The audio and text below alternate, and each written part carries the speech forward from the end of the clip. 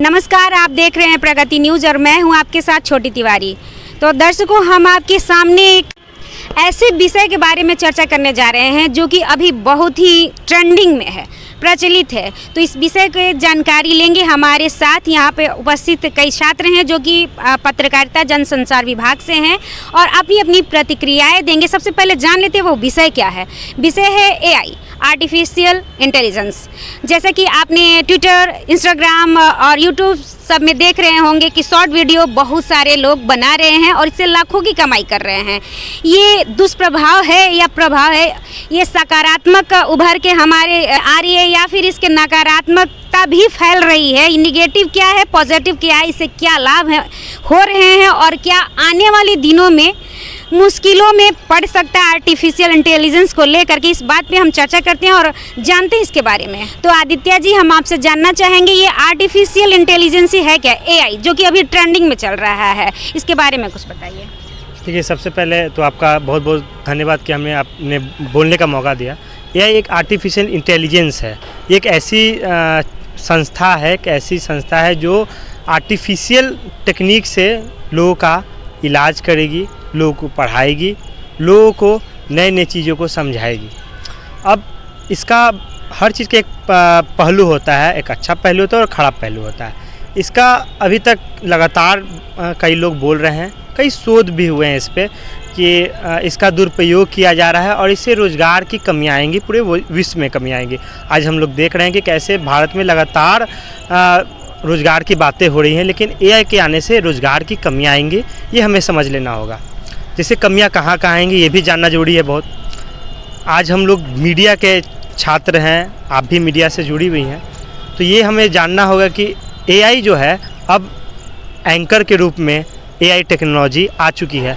हम लोग ने इंडिया टुडे का आज तक में हम लोग देखा कि AI टेक्नोलॉजी के माध्यम से एक फ़ीमेल को खड़ा करके उनसे न्यूज़ को पढ़वाया जा रहा है, उनसे एंकरिंग करवाई जा रहा है। ये हमें जानना होगा।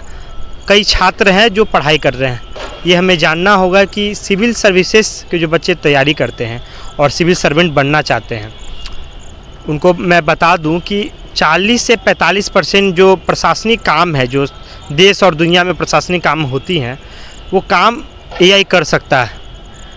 हमें ये भी जानना होगा कि इसका केवल प्रशासनिक तरीके में नहीं इसका असर नहीं हुआ है, इसका असर चिकित्सा क्षेत्र में भी हुआ है।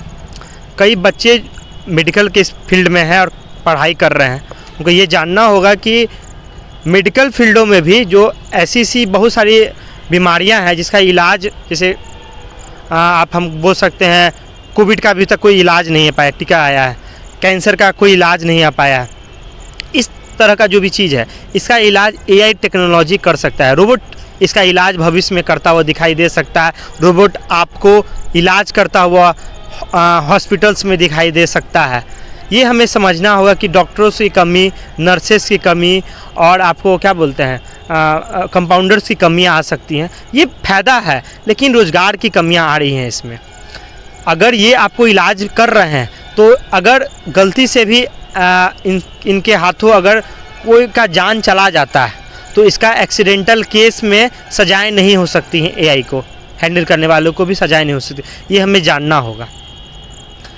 जो बच्चे जिनको पेंटिंग करना पसंद है, जिनको लेखनी पसंद है, पोएट्री करना चाहते हैं, उन बच्चों को भी समझना होगा कि कैसे उनकी आर्ट को वो AI टेक्नोलॉजी सीख सकती है, जल्दी से कोई भी चीज़ों को सीख सकती है और आपका हूबहू ड्राइंग बना सकती है। इससे जो चिकित्सक जो भी बच्चे पेंटिंग के क्षेत्र में हैं, उनका रोज़गार की कमियाँ आएंगी।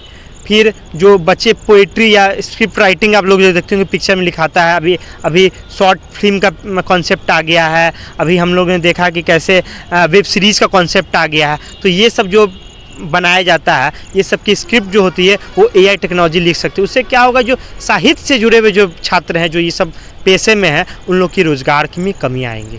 सर, अभी हमारे मौजूदा सरकार नरेंद्र मोदी सरकार है, नरेंद्र मोदी हमारे प्राइम मिनिस्टर हैं भारत के, वो लगातार वैश्विक हब बनाने की भारत को बात कर रहे हैं। कई टेक्नोलॉजी जो हम ये रफ़ाइल जेट और बड़े बड़े हम लोग मिसाइलों की बात करते हैं, AI टेक्नोलॉजी बना देगा, बम बना देगा।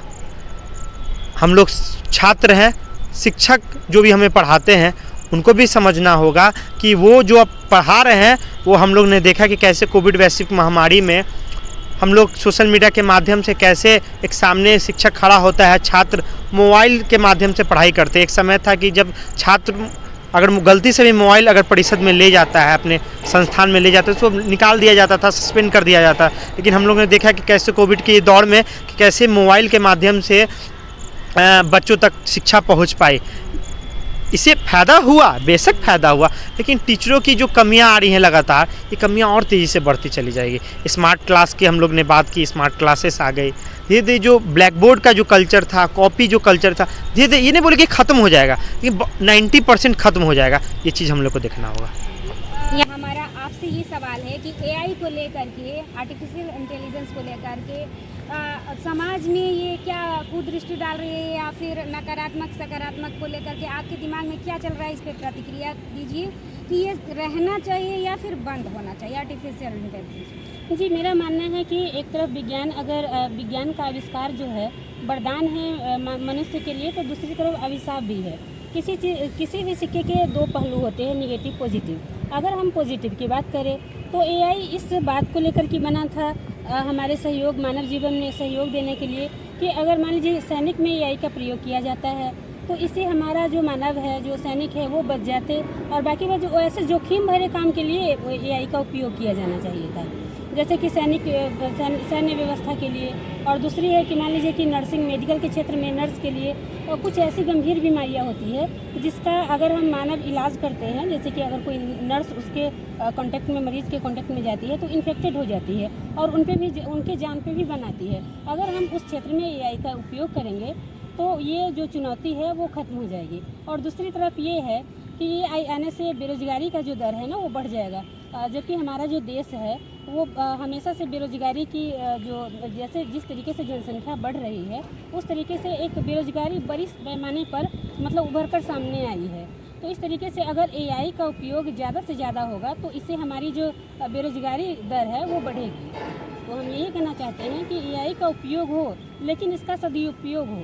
जहाँ पे एआई का उपयोग किया जाना चाहिए वहीं पे किया जाना चाहिए। ऐसा नहीं कि पूंजीवादी व्यवस्था के लिए एआई का उपयोग करके और मानव का इससे हित होने की बजाय अहित हो जाए। बस।